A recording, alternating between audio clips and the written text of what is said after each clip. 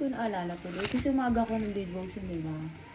Sabi ko, ba't di ko ito naalala, Lord? Sabi ko, oo nga pala. Lahat ng trials, binibigay mo sa akin para mas maging genuine yung faith ko. Na magkaroon ako ng peace despite of those uncontrolled circumstances.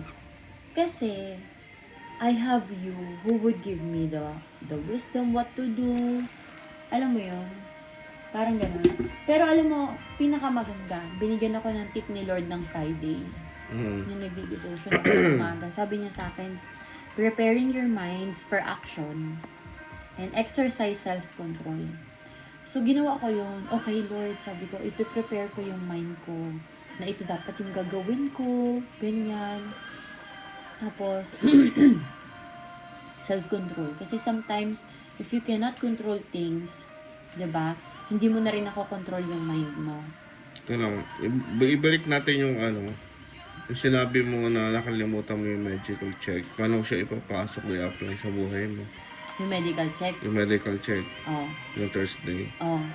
Paano mo siya apply? Paano i-apply? Hindi, di ba, masyado yung confident, yung self-control, na the way na nakalimutan mo maski yung pinaka-basic o dapat siguro number it's one. good that I prepare my mind in the morning. Like for example, adrenaline. Itong may mapapagod ka ngayong araw, marami kang gagawin ngayong araw, may bago kang pasyente. Okay lang yun. Minsan kasi yung mga ganong kinakausap ko yung sarili ko, nakakaano yun sa akin. Parang okay lang yan, Jenaline. Pag kunwari napapagod ako sa work, sinasabi ko sa sarili ko, okay lang yan, Jenaline. Okay lang yan. Importante may trabaho ka. Mga ganon. It reposition your mind in a positive note na wag mo masyadong isipin. It's okay. Parang ganon. You are trying to make yourself positive despite of the situation. So ako, siguro sa susunod ang gagawin ko, I'm gonna make a checklist kung anong dapat kong gawin. Para kung medyo nalilito ako, or parang medyo na-overwhelmed na naman ako, babalik ako dun sa na yun, sa checklist na yun, tapos maglalagay ako ng parang verse na reminder sa taas na parang magbibigay sa akin ng peace at that time. Yun yung iniisip kong gagawin ko next time. Na parang gagawa akong checklist, ito muna dapat kong gawin, ganyan-ganyan. Tapos, maglalagay ako ng parang verse sa taas para pag na-overwhelm na naman ako, doon ako babalik. Para magkaroon ako ng self-control. Ganun. Kasi sa totoo lang, ang hirap kapag hindi mo control yung mga bagay. Parang nawawalan tayo ng peace tsaka ng joy. Kaya parang iniisip ko na sabi dito, prepare your minds for action. Diba? You don't know what's ahead of you, pero the Lord does. So, ayun, kaya sabi dito, this will help us keep our peace and be happy while we endure suffering and wait till the rain comes. So yun yung iniisip ko. So yun yung buong linggo ko. It's about peace during sufferings,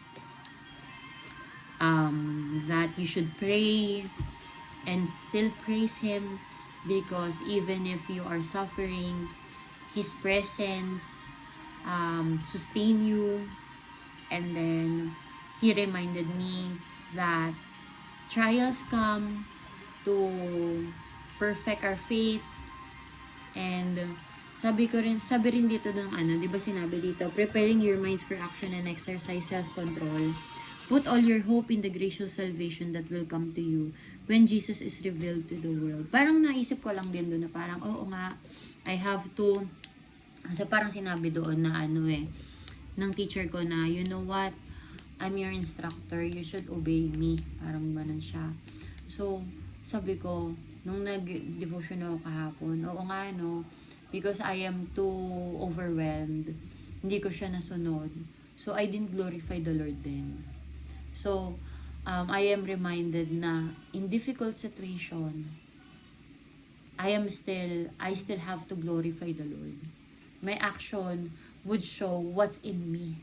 Kasi I am shaken eh. Naalala mo yung soft drinks na pag shinake is soft drinks ang lumalabas. Parang ganun lang din.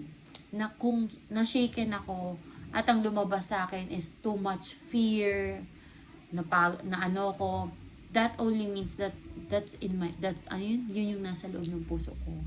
Kaya it's very important na even may mga nangyayaring ganon, I will, yes, of course, magkakaroon ako ng onting fear, ng takot, pagod, and all. Pero it's good to go back and redirect yourself again.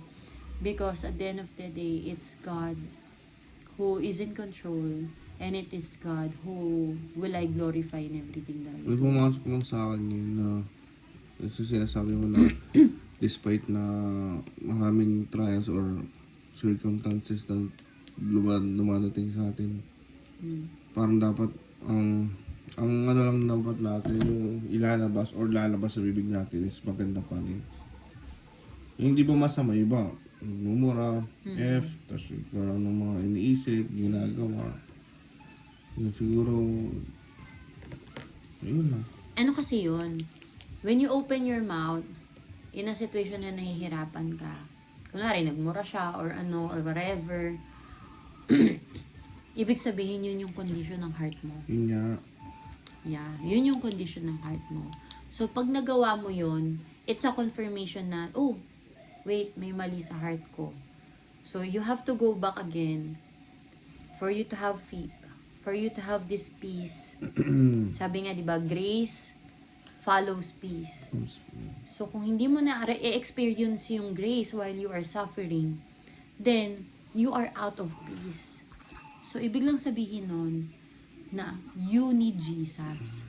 Because only Jesus can make you, can give you the peace, can give you the grace and peace. Kasi sabi dito, sabi nga dito sa devotion ko din, God the Father knew you and chose you long ago, and His Spirit has made you holy. As a result, you have obeyed Him and have been cleansed by the blood of Jesus Christ. May God give you more and more grace and peace. So parang ang ko rin kasi doon, na parang, so through Jesus Christ, nung nalinis na niya ako, He can give me more and more grace and peace. Anyway, baka nalayo kita. Ibig ko sabihin doon na parang, if you find out na parang iba na yung lumalabas sa bibig mo, sa sitwasyon mo, then, you don't experience the grace and peace anymore. That only means you need Jesus in your life.